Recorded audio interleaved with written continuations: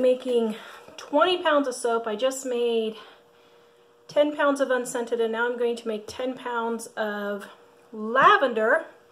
I am going to show you from start to finish making goat milk soap.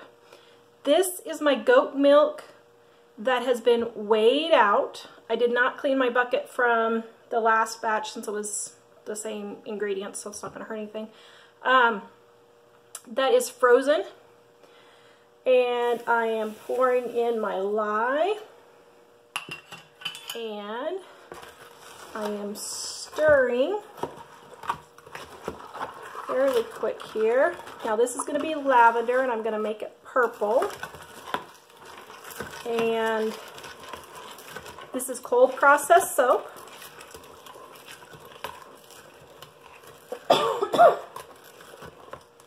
And it's turning that yellow color because it's sort of caramelizing the sugars in the goat milk. So you just want to keep it moving. Don't worry, it won't be a problem in the end. Well, I hope not. Maybe it'll turn my soap green. Just got to thinking about that. Maybe it will. This will be interesting, won't it? Okay, I am not a goat milk soap maker expert. I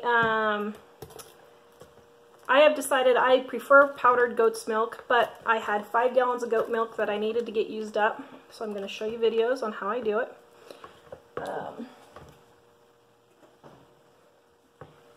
Get it going here. I should have probably chunked up my blob a little bit more, but that's okay. It won't hurt anything.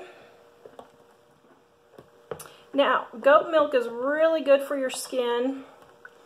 It's an exfoliant, a very light exfoliant. I have the lady that I actually get my goat milk from, she started making her own soap, and she said she used to have really bad blackheads, and that she started using the goat milk. And then like a year later, after she'd been using exclusively her goat milk soap, she said, I realized my blackheads were gone, and I didn't even notice. They were just slowly disappearing. And so it's a mild exfoliant, but it does help you keep the moisture in your skin, so that when you wash your hands, it actually helps keep moisture in instead of drying out your skin.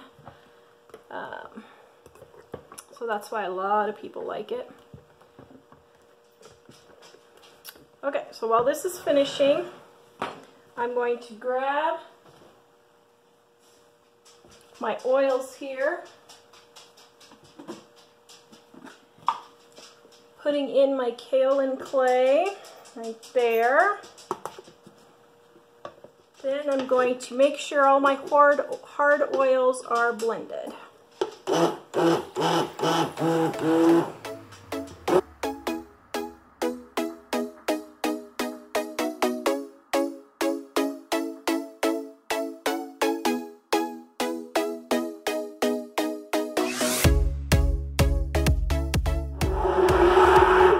Alright, everything is nicely blended. Now, let's check our goat milk. So my oils are at 91. That's a little warm, but that's okay. Usually it's better if you have your goat milk in ice cubes, but the lady that I got it from had it in milk jugs. Well, not milk jugs, but distilled water jugs. And so it was one big hunk.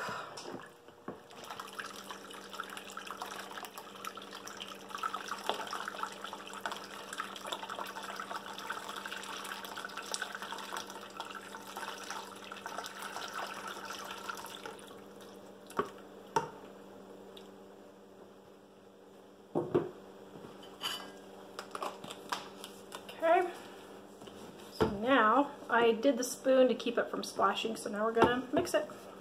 Now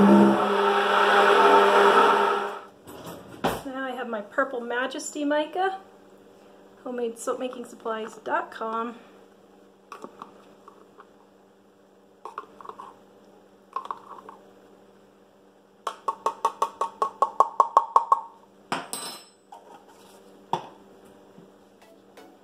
my lavender essential oil.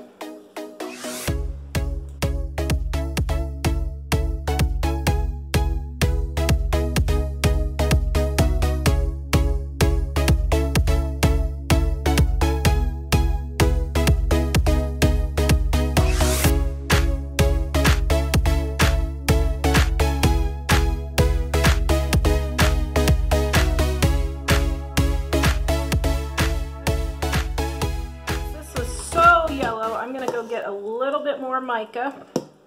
I'll be right back. Putting the full 2 teaspoons in for this one per pound of oil. So that would be 2 tablespoons.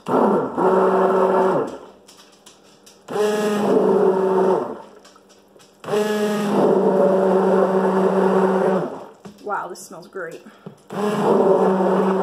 Alright. Looking good.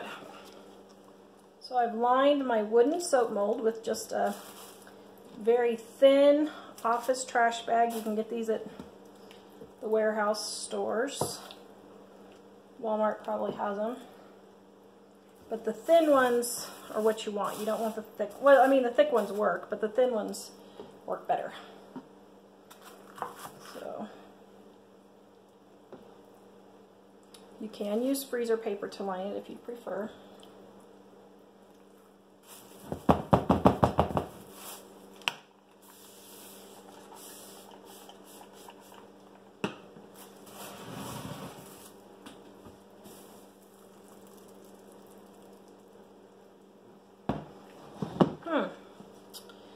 Oh, I know how I mismeasured. Whoops. Okay, totally mismeasured this.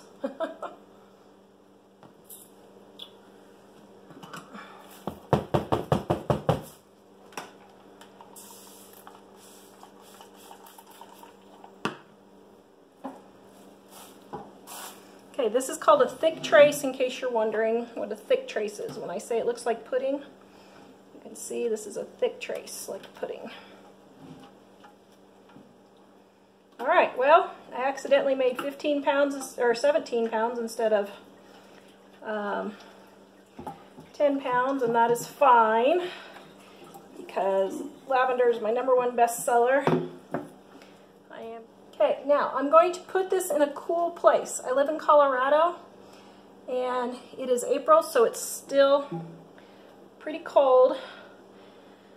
So what I'm going to do is I have a cooling shelf out on my porch, and I'm going to move this to my cooling porch. Divvy this up just a little bit so that it will be a little bit more even.